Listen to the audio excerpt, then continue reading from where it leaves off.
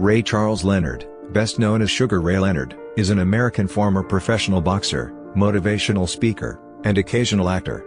Often regarded as one of the greatest boxers of all time, he competed professionally between 1977 and 1997, winning world titles in 5 weight classes, the lineal championship in 3 weight classes, as well as the undisputed welterweight championship. Leonard was part of the Four Kings, a group of boxers who all fought each other throughout the 1980s, consisting of Leonard, Roberto Durán, Thomas Hearns, and Marvin Hagler. Leonard also won a light welterweight gold medal at the 1976 Summer Olympics. The Four Kings created a wave of popularity in the lower weight classes that kept boxing relevant in the post-Muhammad Ali era, during which Leonard defeated future fellow International Boxing Hall of Fame inductees Hearns, Durán, Hagler, and Wilfred Benítez. Leonard was also the first boxer to earn more than $100 million in purses, and was named Boxer of the Decade in the 1980s. The Ring magazine named him Fighter of the Year in 1979 and 1981, while the Boxing Writers Association of America named him Fighter of the Year in 1976, 1979, and 1981. In 2002, Leonard was voted by the Ring as the 9th greatest fighter of the last 80 years. In 2016, he was voted by the Ring to be the greatest living fighter. BoxRec ranks him as the 14th greatest boxer of all time, pound for pound. Leonard, the 5th of 7 children of Cicero and Geta Leonard, was born in Wilmington, North Carolina. He was named after Ray Charles, his mother's favorite singer. The family moved to Washington, D.C., when he was 3, and they settled permanently in Palmer Park, Maryland when he was 10. His father worked as a supermarket night manager, and his mother was a nurse. He attended Parkdale High School. Leonard was a shy child, and aside from the time he nearly drowned in a creek during a flood in Seat Pleasant, Maryland, his childhood was uneventful. He stayed home a lot, reading comic books, and playing with his dog. His mother said, "He never did talk too much. We never could tell what he was thinking. But I never had any problems with him. I never had to go to school once because of him." Leonard started boxing at the Palmer Park Recreation Center in 1969. His older brother, Roger, started boxing first. Roger helped start the boxing program, urging the center's director, Ollie Dunlap, to form a team. Dave Jacobs, a former boxer, and Jags Morton volunteered as boxing coaches. Roger won some trophies, and showed them off in front of Ray, goading him to start boxing. In 1972, Leonard boxed in the featherweight quarterfinals of the National AAU tournament, losing by decision to Jerome Artis. It was his first defeat. Later that year, he boxed in the Eastern Olympic Trials. The rules stated that a boxer had to be 17 to box in international competition, so Leonard, only 16, lied about his age. He made it to the lightweight semifinals, losing a disputed decision to Greg Whaley, who took such a beating that he wasn't allowed to continue in the trials, and never boxed again. Sarge Johnson, assistant coach of the U.S. Olympic boxing team, said to Dave Jacobs, "That kid you got is sweet as sugar." The nickname stuck. However, given his style and first name, it was probably only a matter of time before people started calling him Sugar Ray, after the man many consider to be the best boxer of all time, Sugar Ray Robinson. In 1973, Leonard won the National Golden Gloves lightweight championship, but lost to Randy Shields in the lightweight final of the National AAU tournament.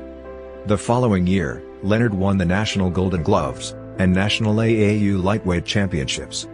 Leonard suffered his last 2 losses as an amateur in 1974. He lost a disputed decision to Anatoly Kamnev in Moscow, after which, Kamnev gave the winner's trophy to Leonard. In Poland, local fighter Jan Kwex was given a disqualification victory over Leonard after being knocked down 3 times in the first round, but the referee ruled that Leonard had punched after the bell. Leonard won the National Golden Gloves and National AAU light welterweight championships in 1974. The following year, he again won the National AAU light welterweight championship, as well as the light welterweight championship at the Pan American Games. In 1976, Leonard made the U.S. Olympic team as the light welterweight representative. The team also included Leon and Michael Spinks, Howard Davis Jr., Leo Randolph, Charles Mooney, and John Tate. Many consider the 1976 U.S. team to be the greatest boxing team in the history of the Olympics. Leonard won his first 4 Olympic bouts by 5-0 decisions. In the semifinals, He faced Kazimierz Szczerba, and won a 5-0 decision. In the final, Leonard boxed the great Cuban knockout artist Andrés Aldama, who scored 5 straight knockouts to reach the final. Leonard landed several good left hooks in the first round. In the second, he dropped Aldama with a left to the chin. Late in the final round, he again hurt Aldama, which brought a standing 8 count from the referee. With only a few seconds left in the fight, a Leonard combination forced another standing 8 count. Leonard was awarded a 5-0 decision, and the Olympic gold medal. Afterward, Leonard announced, "I'm finished, I've fought my last fight. My journey has ended, my dream is fulfilled. Now I want to go to school." He was given a scholarship to the University of Maryland, a gift from the citizens of Glenarden, Maryland. He planned to study business administration and communications.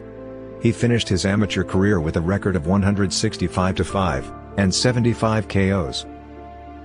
The 1973 National Golden Gloves lightweight champion, defeating Hilmer Kenty, the 1973 National AAU light welterweight championship runner-up, losing to Randy Shields, the 1974 National Golden Gloves light welterweight champion, defeating Jeff Lemire, the 1974 National AAU light welterweight champion, defeating Paul Sherry, the 1974 North American Championships gold medalist, defeating Robert Proulx, the 1975 National AAU light welterweight champion, defeating Milton Seward, the 1975 North American Championships gold medalist, defeating Michel Briere, the 1975 Pan American Games light welterweight gold medalist, defeating Victor Corona, the 1976 Olympic light welterweight gold medalist, defeating Andrés Aldama. Quarterfinals, defeated Ulrich Baer, East Germany, by unanimous decision, 5-0. Semifinals, defeated Kazimierz Szczerba, Poland, by unanimous decision, 5-0. Finals, defeated Andrés Aldama, Cuba, by unanimous decision, 5-0. Juanita Wilkinson, Leonard's high school girlfriend, told him she was pregnant in the summer of 1973. They decided to have the baby, but marriage would be put off until after the Olympics in 1976. Leonard would continue to pursue his Olympic dream while she, and the baby, Ray Charles Leonard Jr., lived with her parents. When Leonard boxed in the Olympics, he had a picture of Wilkinson taped to his sock. Shortly before the Olympics, Wilkinson had filed an application to receive $156 a month in child support payments from Prince George's County, Maryland. She named Leonard as the father, and the county's state attorney's office filed a civil suit against Leonard to establish paternity and get support payments for the child. Leonard learned of the suit several days after returning home from the Olympics. The headline in the Washington Star read, "Sugar Ray Leonard named in Welfare Department. Paternity suit." Wilkinson went to the Olympics to watch Leonard box, but she did not tell him about the suit, and never asked him for any money. "I didn't feel like being bothered by all those complications by asking him for any money for support," she said. Leonard pledged he would support his son, even if he had to scrap plans to attend college. Leonard had hoped to get lucrative endorsements following his gold medal win, but the negative publicity from the paternity suit chased off any big commercial possibilities. To make matters worse, his father was hospitalized with meningitis, and his mother had a heart attack. With neither parent able to work, with his child, and the mother of his child to support, and without any endorsement opportunities, Leonard decided to become a professional boxer. When Leonard decided to turn professional, Janks Morton introduced him to Mike Trainer, a friend of his who was an attorney. Trainer talked 24 of his friends and clients into underwriting Leonard's career with an investment of $21,000 to be repaid within 4 years at 8% interest. Trainer then made Leonard the sole stockholder in Sugar Ray Leonard Incorporated. Angela Dundee, Muhammad Ali's trainer, was brought in to be Leonard's trainer and manager. Many of the people being considered wanted absolute control, and a cut somewhere near the manager's traditional 33%. Dundee had a different proposition. Although he would prescribe the training procedures, he would leave the day-to-day work to Dave Jacobs and Janks Morton. He would also choose Leonard's opponents. For his services, Dundee would get 15% of Leonard's purse. Leonard made his professional debut on February 5, 1977, before a crowd of 10,270 at the Civic Center in Baltimore. He was paid $40,044 for the fight. His opponent was Luis the Bull Vega, whom he defeated by a 6-round unanimous decision. After the fight, Leonard paid back his $21,000 loan to the investors. In his 14th professional fight, Leonard fought his first world-ranked opponent, Floyd Mayweather, who was ranked 17th. The fight took place on September 9, 1978. Leonard won by a 10th-round knockout. A month later, Leonard defeated his old amateur nemesis Randy Shields by a 10-round unanimous decision. On August 12, 1979, Leonard knocked out Pete Ranzini in 4 rounds to win the NABF welterweight championship. The following month, he made his first title defense against Andy Price. Price, an up-and-coming contender who was sponsored by Marvin Gaye, had a reputation for prolonged bouts in earlier fights, and was believed by sports reporters to defeat or give a long fight to Leonard. Although Price landed multiple good blows, Leonard knocked him out in the first round, advancing his record to 25-0 with 16 knockouts. Leonard fought Wilfred Benítez for the WBC welterweight championship on November 30, 1979, at Caesars Palace in Las Vegas, Nevada. There was a capacity crowd of about 4,600. Leonard received $1 million, and Benítez, a 2-division champion with a record of 38-0-1, received $1.2 million. It was a highly competitive and tactical battle. In the first round, Leonard rocked Benítez with a left hook that came off a jab and right cross. Late in the third, Leonard dropped Benítez on the seat of his pants with a stiff left jab. More embarrassed than hurt, Benítez got up quickly. Benítez started improving in the fourth, slipping numerous punches, and finding the range with his right hand. "I wasn't aware I was in a championship early because I hit him so easy," Leonard said. "But then he adjusted to my style. It was like looking in a mirror." In the sixth, there was an accidental clash of heads, which opened a cut on the forehead of Benítez. Blood flowed down his forehead, and the bridge of his nose but stayed out of his eyes. Leonard landed the harder punches, and had Benítez hurt several times late in the fight, but Leonard couldn't put him away. Benítez was very slick. No one can make me miss punches like that," Leonard said. Going into the final round, Leonard led by scores of 137-130, 137-133, and 136-134. The two went toe-to-toe in the 15th. Late in the round, Leonard dropped Benítez with a left. He got up, but after a few more punches, the referee stopped the fight. The time was 2:54 of round 15. The Boxing Writers Association of America, and the ring named Leonard Fighter of the Year for 1979. Leonard made his first title defense in Landover, Maryland, on March 31, 1980. His opponent was Dave Boy Green. The British challenger had a record of 33-2. In the fourth round, Leonard knocked Green out with a devastating left hook. Leonard called it the hardest single punch I ever threw. On June 20, 1980, Leonard returned to the Olympic Stadium in Montreal to defend his title against Roberto Durán before a crowd of 46,317. Durán, the former undisputed world lightweight champion for 6+ half years, had a record of 71-1, and was the #1 welterweight contender, and considered the best pound-for-pound fighter in the world. Durán received $1.5 million, and Leonard, working for a percentage of the closed-circuit gate as well as a guarantee, received over $9 million. Angelo Dundee counseled Leonard to box, to move side to side, and not to get caught on the ropes. However, Leonard decided to fight Durán's way. "Flat-footed," he said. "I will not run." Durán forced the issue, and took the fight to Leonard, cutting off the ring, and denying Leonard space to fight his fight. Durán attacked at almost every turn. Leonard battled back again, and again, but he had to work just to find room to breathe, and swing, at times simply to survive. In the second, Durán rocked Leonard with a left hook, sending him into the ropes. Leonard started to do better by the fifth round, finding some punching room, and throwing numerous multi-punch combinations. The two fought with great intensity throughout the fight. According to Bill Nack, it was, from almost the opening salvo, a fight that belonged to Durán. The Panamanian seized the evening, and gave it what shape and momentum it had. He took control, attacking, and driving Leonard against the ropes, bullying him back, hitting him with lefts and rights to the body as he maneuvered the champion against the ropes from corner to corner.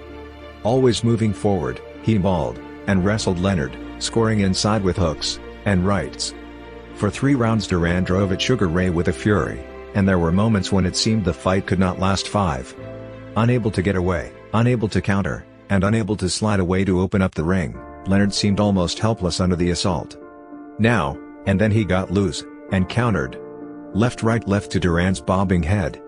But he missed punches, and could not work inside, could not jab, could not mount an offense to keep Durán at bay. Durán was awarded a unanimous decision, although it was mistakenly read as a majority decision in the ring. The scorecard of Judge Angelo Poletti was incorrectly added, and announced as 147-147. He actually scored it 148-147. In rounds, he had it 3 for Durán, 2 for Leonard, and 10 even. Sports Illustrated called his scorecard a monument to indecision. Judges Raymond Baldiru and Harry Gibbs scored the fight 146-144, and 145-144, respectively. Associated Press had it 144-141 for Durán, while the New York Times had Leonard ahead 144-142. "I did the best I could," Leonard said. "I think I pretty much fought from the heart." Asked if Leonard was the best he ever fought, Durán thought for a moment, and then answered, See, Durán said. "He does have a heart. That's why he's living." The rematch, billed as Stone vs. Sugar, once again, took place November 25, 1980 at the Louisiana Superdome in New Orleans in front of 25,038 fans. Leonard received $7 million, and Durán received $8 million. Dave Jacobs disagreed with the decision to have an immediate rematch with Durán, and terminated his relationship with Leonard when the rematch was made. "My idea is that he should have a tune-up fight before he fights with Roberto again," Jacobs said. "I think he won the fight with Durán, but I don't think it is healthy for him to be fighting Durán right away." After the Montreal fight, Durán went on a partying binge, and ballooned in weight. Leonard was aware of this, and in an interview for Beyond the Glory he said, "My intention was to fight Durán ASAP because I knew Durán's habits. I knew he would indulge himself, he'd gain 40 to 50 pounds, and then sweat it off to make 147. Unlike the fight in Montreal, Leonard used his superior speed and movement to outbox and befuddle Durán. The whole fight, I was moving, Leonard said. And boom. I snapped his head back with the jab. Boom. I snapped it back again. He tried to get me against the ropes, I'd pivot, spin off, and pow. Come under with a punch." In round 7, Leonard started to taunt Durán. Leonard's most memorable punch came late in the round. Winding up his right hand, as if to throw a bolo punch, Leonard snapped out a left jab, and caught Durán flush in the face. "It made his eyes water," Leonard said. He continued to taunt Durán mercilessly. He stuck out his chin, inviting Durán to hit it. Durán hesitated. Leonard kept it up, continuing to move, stop, and mug. In the closing seconds of the 8th round, Durán turned his back to Leonard, and quit, saying to referee Octavio Mayron, "No más, English, no more." Leonard was the winner by a technical knockout at 2:44 of round 8, regaining the WBC welterweight championship. Leonard led by scores of 68-66, 68-66, and 67-66.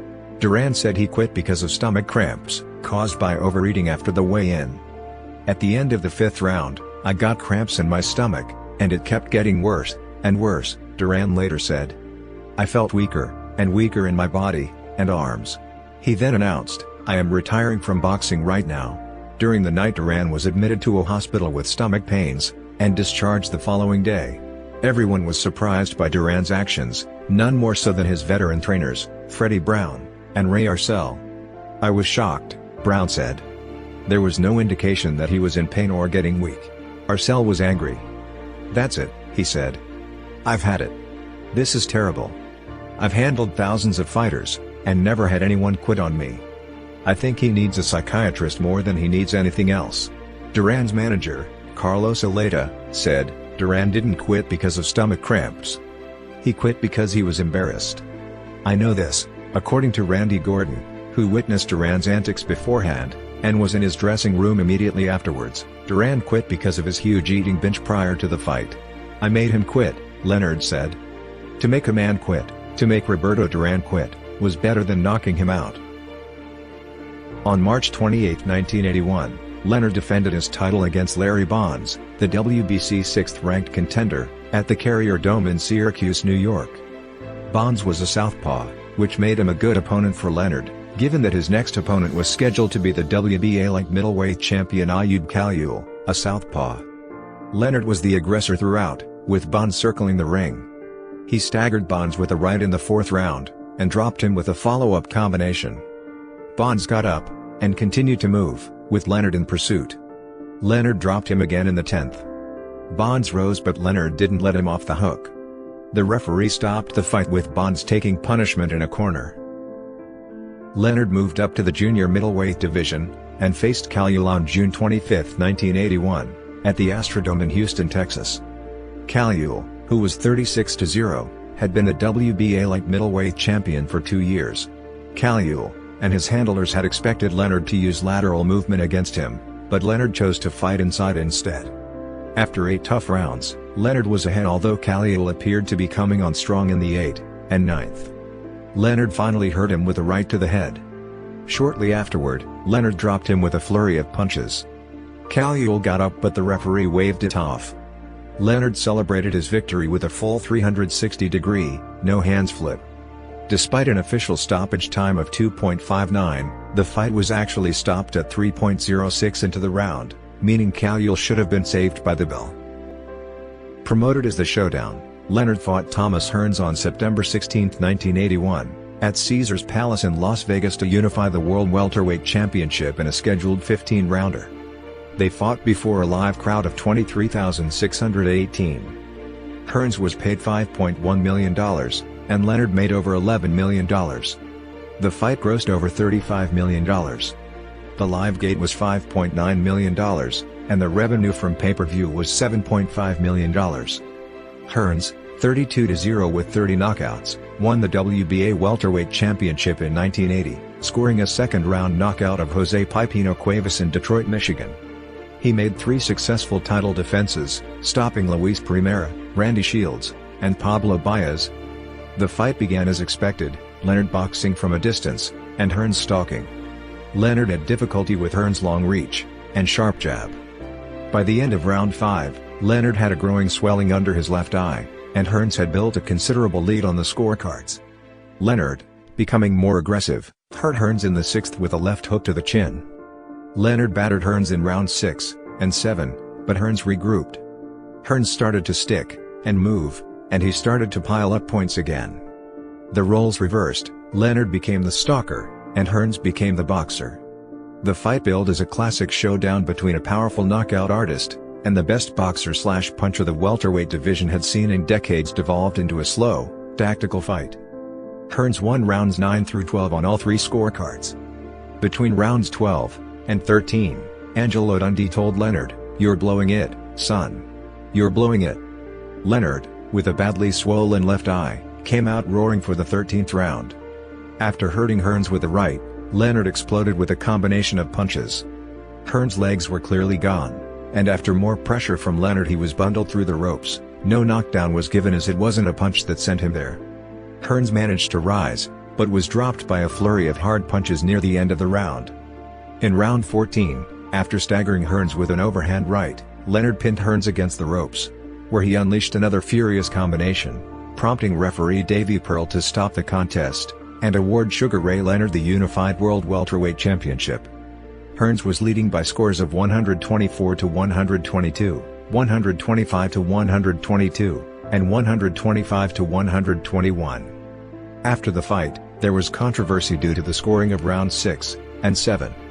Even though Leonard dominated, hurting Hearns, and battering him, all 3 judges gave both rounds to Leonard by a 10-9 margin. Many felt that the 10-point must-scoring system was not properly used, and those rounds should have been scored 10-8. Some also considered the stoppage premature. Veteran ringside commentator Don Dunphy said they're stopping the fight. "I don't believe it." Hearns was ahead on points, however, Emmanuel Stewart, Hearns' manager and trainer, said, "I felt that the referee was justified in stopping the fight. Tommy did not have enough energy to make it through the fight." The fight was named Fight of the Year by The Ring. Leonard was named Fighter of the Year by The Ring and the Boxing Writers Association of America. He was also named Athlete of the Year by ABC's Wide World of Sports, and Sportsman of the Year by Sports Illustrated. On February 15, 1982, Leonard defended the unified title against Bruce Finch, the WBC 4th-ranked contender, in a bout at Reno, Nevada. Leonard knocked him out in the 3rd round. Leonard's next fight was scheduled to be against Roger Stafford on May 14, 1982, in Buffalo, New York. While training, Leonard started to see floaters.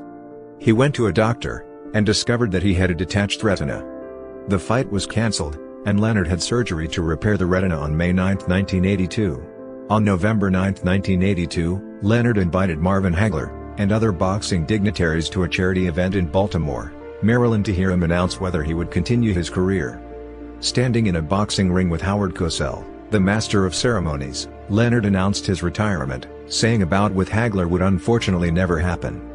Leonard maintained his eye was fully healed, but that he just didn't want to box anymore. Missing the limelight, and the competition, Leonard announced in December 1983 that he was returning to the ring. Leonard boasted that he would have a couple of 10-round bouts, and then take on Milton McCrory, Donald Curry, Durán, Hearns, and finally Hagler. This decision was met with a torrent of criticism from fans, and the media, who felt Leonard was taking unnecessary risks with his surgically repaired eye.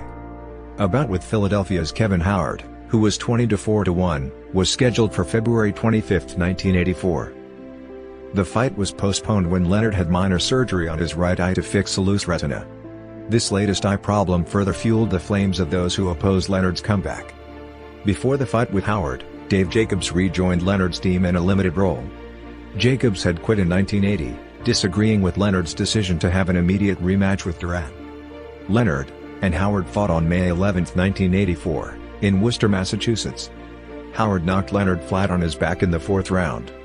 It was the first knockdown of Leonard's professional career. Leonard came back to stop Howard in the ninth round, but the stoppage was disputed, with some feeling that the referee stopped the fight prematurely. Leonard was ahead on all three scorecards at the time of the stoppage. At the post-fight press conference, Leonard surprised everyone by announcing his retirement again, saying he just didn't have it anymore. On March 10, 1986, Marvin Hagler knocked out John Mugabe in 11 rounds to retain the undisputed World Middleweight Championship for the 12th time, and advance his record to 62-2. After the bout, Hagler stated it may be his last fight. "I was ringside," Leonard said. "I'm watching John the Beast Mugabe outbox Hagler. Of all people, John the Beast Mugabe."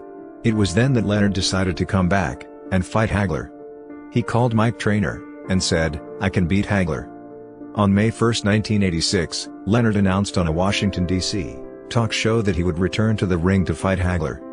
The announcement generated a lot of controversy because of Leonard's inactivity and eye injuries, yet it also excited many sports fans who had hoped to see them fight years earlier. Hagler took a few months to decide, then agreed to the match. The fight, promoted as the Super Fight, and the King of the Ring, was scheduled for April 6, 1987, at Caesars Palace in Las Vegas. Leonard was guaranteed $11 million, and Hagler was guaranteed $12 million. Hagler was a heavy favorite. The odds started at 4-1, then settled at 3-1.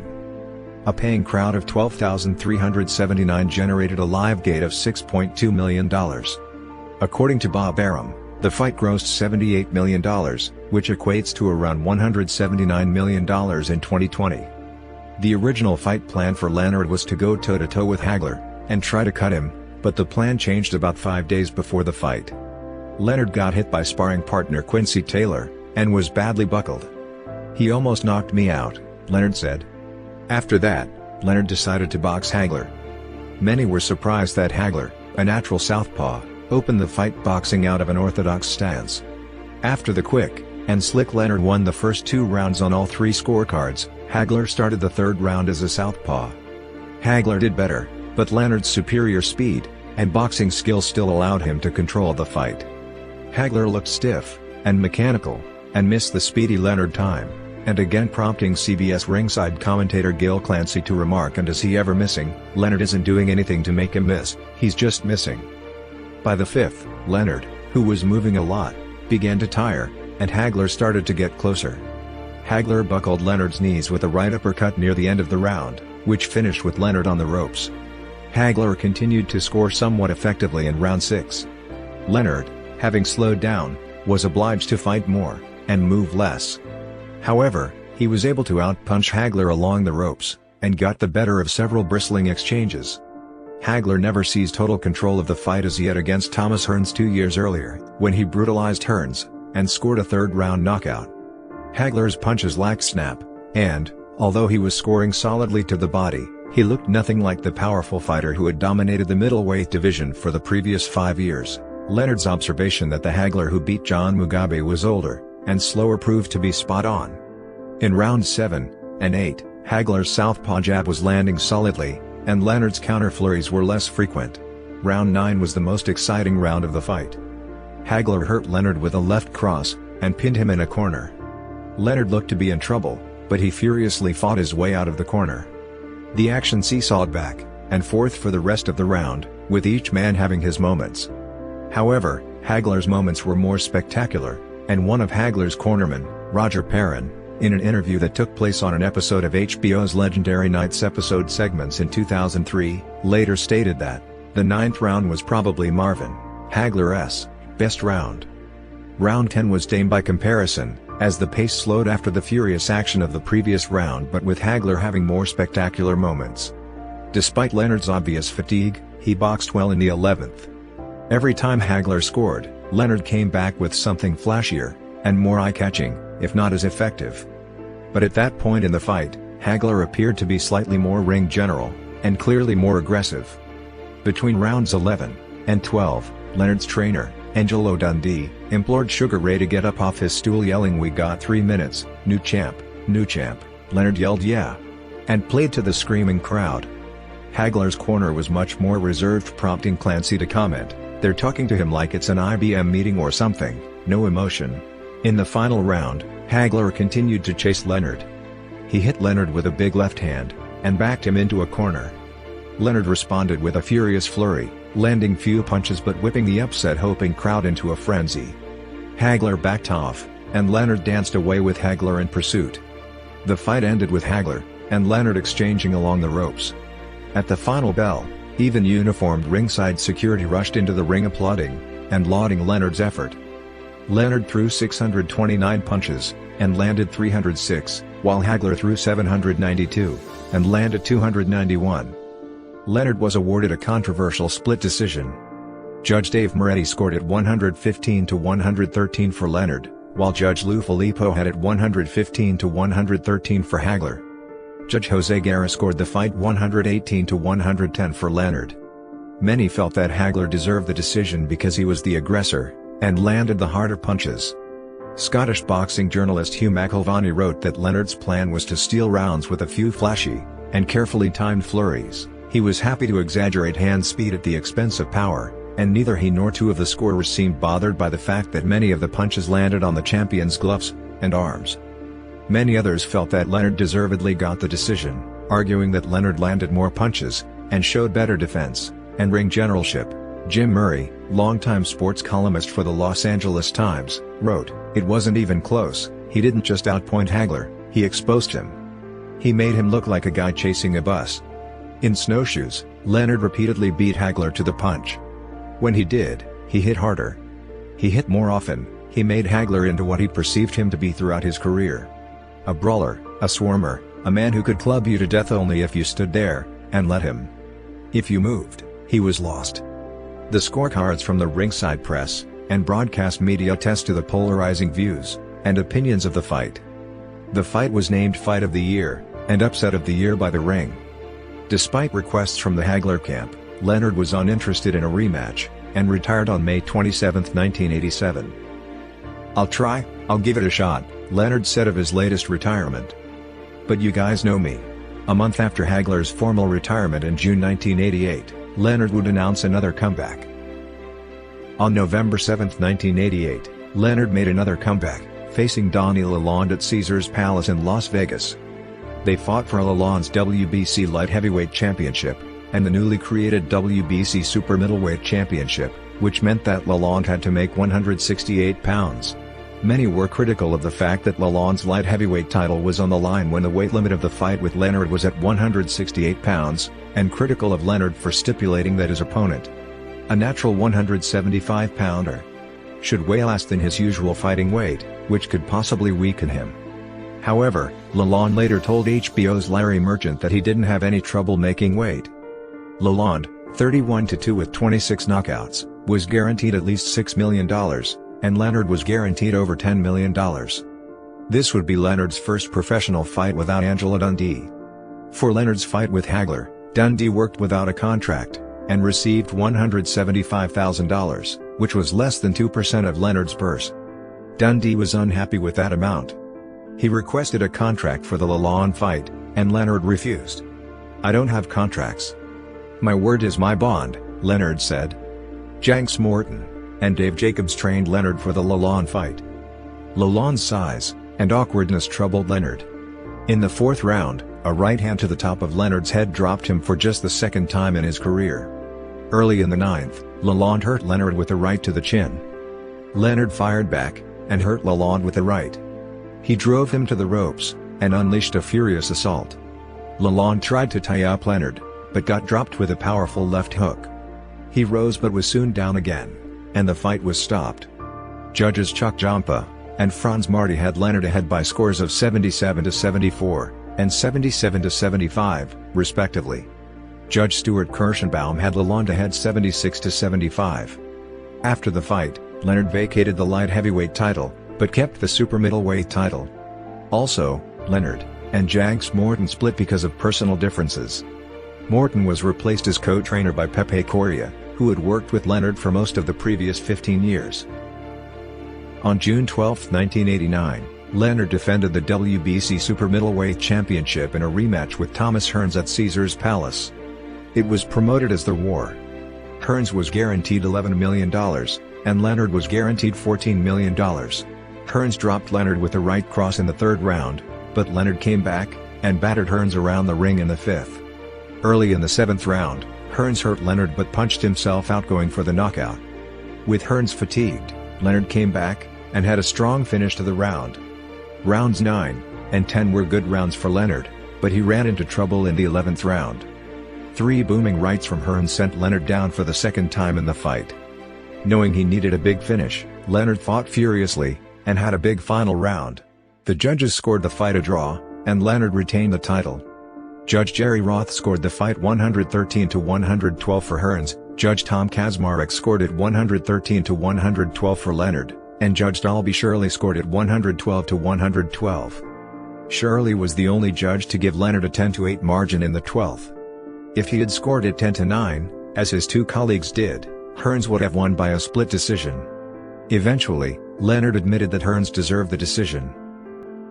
On December 7, 1989, Leonard defended the title against Roberto Durán, who was the reigning WBC middleweight champion. Durán was guaranteed $7.6 million, and Leonard's arrangement guaranteed him over $13 million. For the Durán fight, Leonard cut his entourage from 21 to 6. Dave Jacobs was one of the people let go, leaving Correa as the sole trainer. Correa was instructed not to spare the whip. "For the first time in a long time, I allowed someone to push me," Leonard said. The fight took place at the New Mirage Hotel in Las Vegas. Leonard used constant lateral movement, and won by a lopsided 12-round unanimous decision over a listless Durán. The scores were 120-110, 119-109, and 116-111. In a fight that many considered to be very boring, both fighters were booed often by the fans, and many left the arena before the decision was announced. Pat Putnam of Sports Illustrated wrote, "Leonard gave them artistic perfection when they wanted heated battle, and they booed lustily." Most fight fans would not spend a dime to watch Van Gogh paint sunflowers, but they would fill Yankee Stadium to see him cut off his ear. Although Leonard dominated the fight, he suffered several cuts.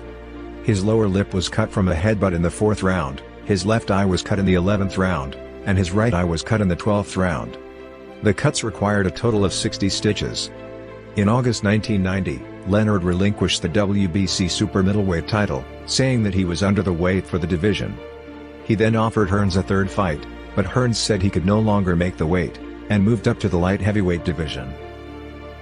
On February 9, 1991, Leonard went down to 154 pounds, and fought WBC light middleweight champion Terry Norris at Madison Square Garden. Leonard entered the bout as a 3-1 favorite, but Norris dominated the fight, giving Leonard a heavy beating. He knocked Leonard down with a left hook in the 2nd round, and in the 7th, he dropped Leonard again with a short right. Leonard had no answer for the skillful, younger, faster man. Leonard went the distance but lost by a lopsided decision.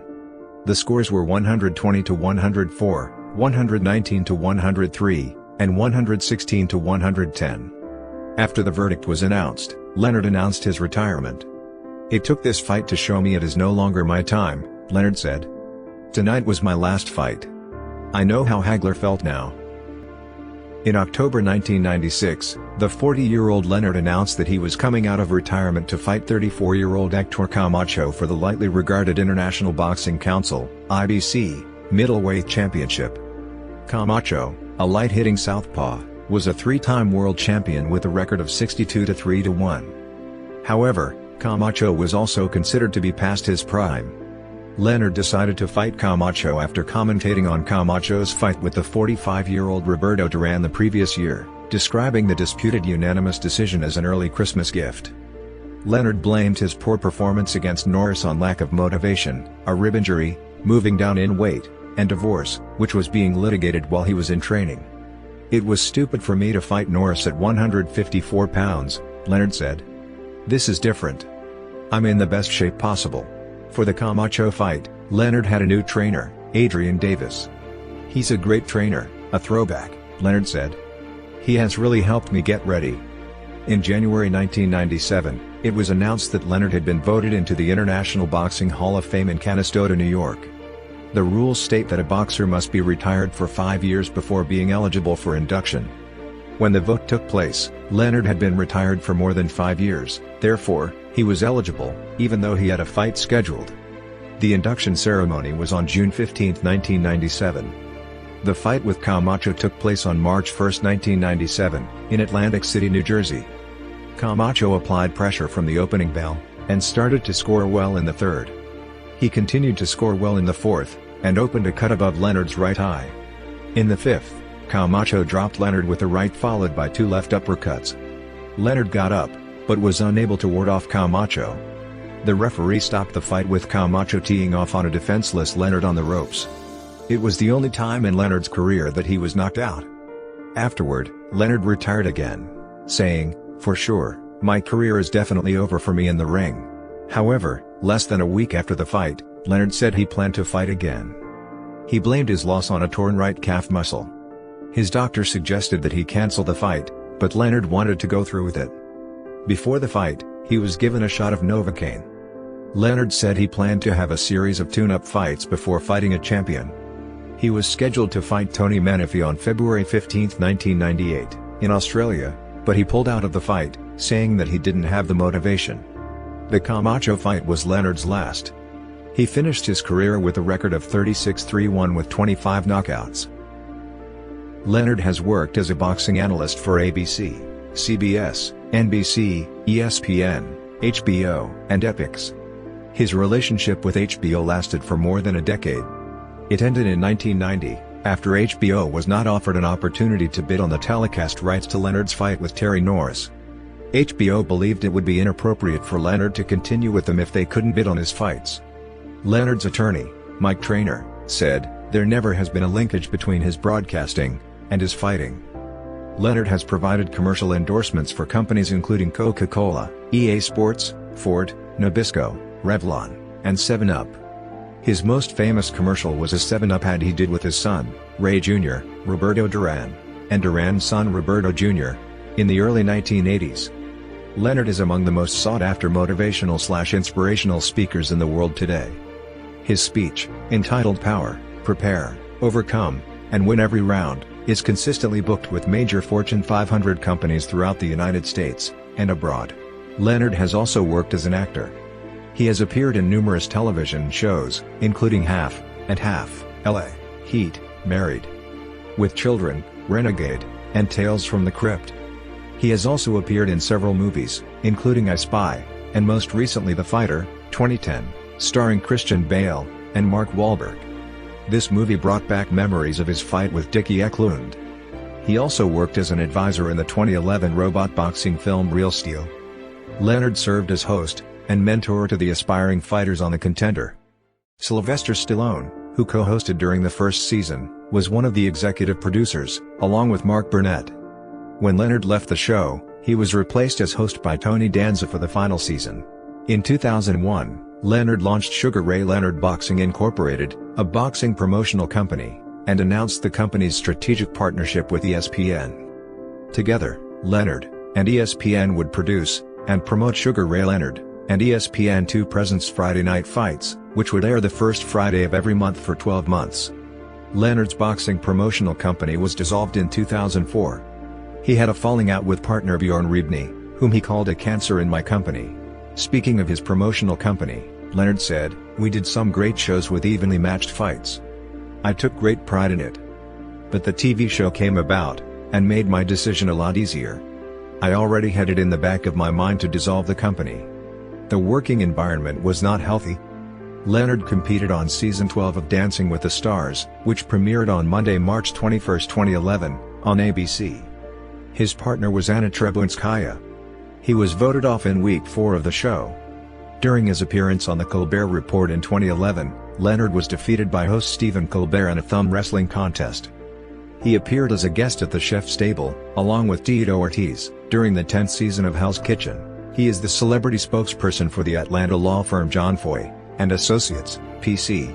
Leonard was also the subject of a Seinfeld episode, Season 6, Episode 22, where George tries to flatter his boss by saying he looks like Sugar Ray Leonard.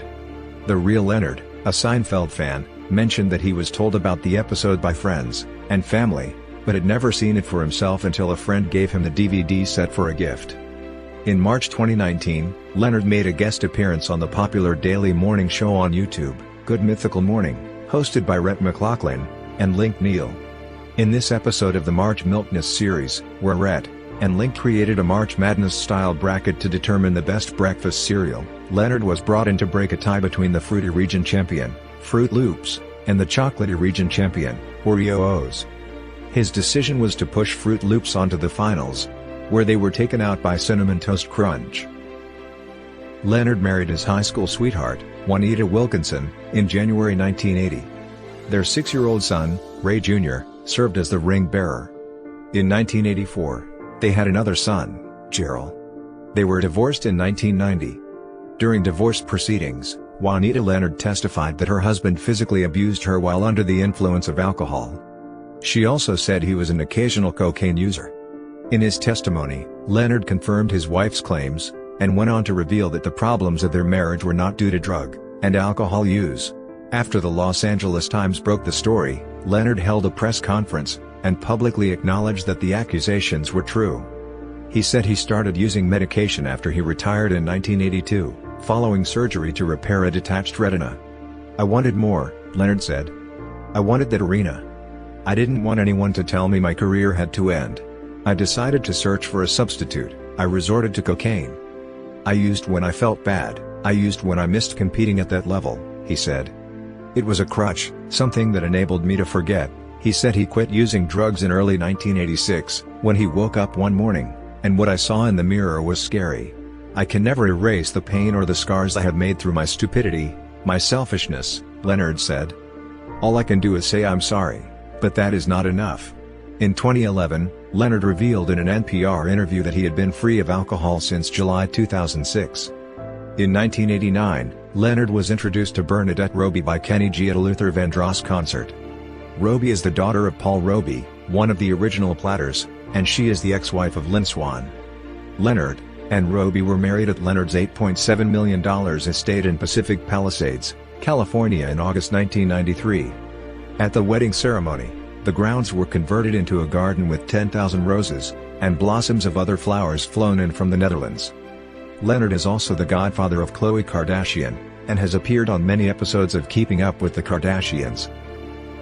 For many years, Leonard has been the international chairman of the Juvenile Diabetes Research Foundation's Walk for a Cure, and is actively involved in raising both awareness and funds. Leonard testified before the Senate Committee on Homeland Security and Government Affairs in 2009. The Senate hearing was titled Type 1 Diabetes Research, Real Progress, and Real Hope for a Cure. He testified about the burden of diabetes, and the need for continued research funding to find a cure. Leonard and his wife, Bernadette, founded the Sugar Ray Leonard Foundation to support the Juvenile Diabetes Research Foundation and its annual Walk for a Cure. In 2009, the foundation expanded to support programs that help people rebuild their communities in 10 cities across the United States. It supports accessible housing, healthcare services, and educational services, and job training. In 2007 he was awarded the Ambassador Award of Excellence by the LA Sports and Entertainment Commission at the Riviera Country Club for his continued community involvement. In his autobiography The Big Fight, My Life In and Out of the Ring, published in June 2011, Leonard reveals that as a young boxer he was the victim of sexual abuse from an Olympic trainer as well as another man, a benefactor. He has since made public appearances to bring attention to the issue of child sex abuse, declaring himself a poster child for the cause, and encouraging victims to report their abuse. He has a professional record of 40 fights, with 36 wins, 3 losses, and 1 draw.